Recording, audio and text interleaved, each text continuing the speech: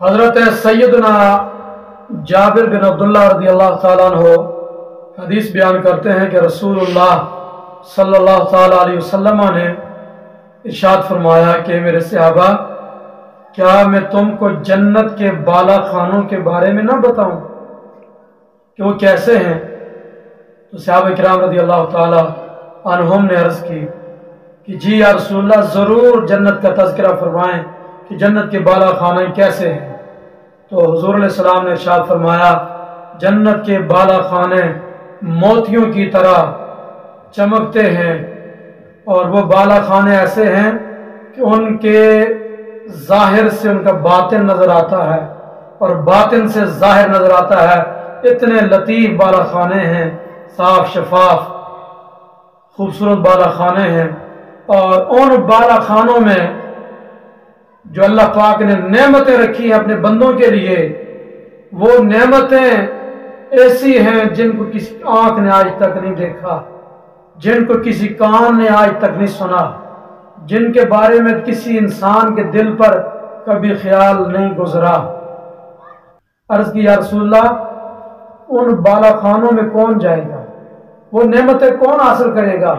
تو نبی پاک علیہ السلام نے فرمایا، جو شخص سلام کو عام کرتا ہے اور ہمیشہ روزے رکھتا ہے اور کھانا کھلاتا ہے، اور رات جب ساری دنیا سوئی ہوتی ہے اس وقت اٹھ کر نماز پڑھتا ہے، اس کے لیے یہ نعمتیں ہیں۔ صحابہ نے عرض کی یا رسول اللہ صلی اللہ علیہ وسلم، یہ کسی انسان کے بس میں تو نہیں ہے۔ حضور نے فرمایا نہیں، میری امت یہ کام کر سکتی ہے۔ تو یا رسول اللہ کیسے کر سکتی ہے؟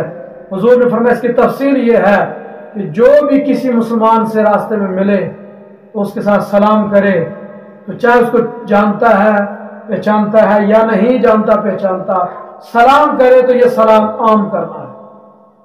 اور جو ماہ رمضان کے روزے رکھ کر ہر مہینے رمضان کے بعد 3 روزے رکھتا ہے، گویا اس نے ساری زندگی روزے رکھے۔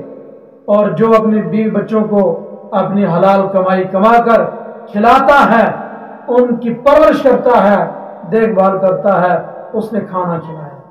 اور جو شخص عشاء کی نماز باجماعت پڑھ کے سو جاتا ہے اور پھر فجر کے ٹائم اٹھ کر نماز فجر باجماعت ادا کرتا ہے، تو وہ ایسے ہے گویا کہ اس نے ساری رات عبادت کی، اس حال میں کہ یہود و نصارہ سوئے ہوتے ہیں۔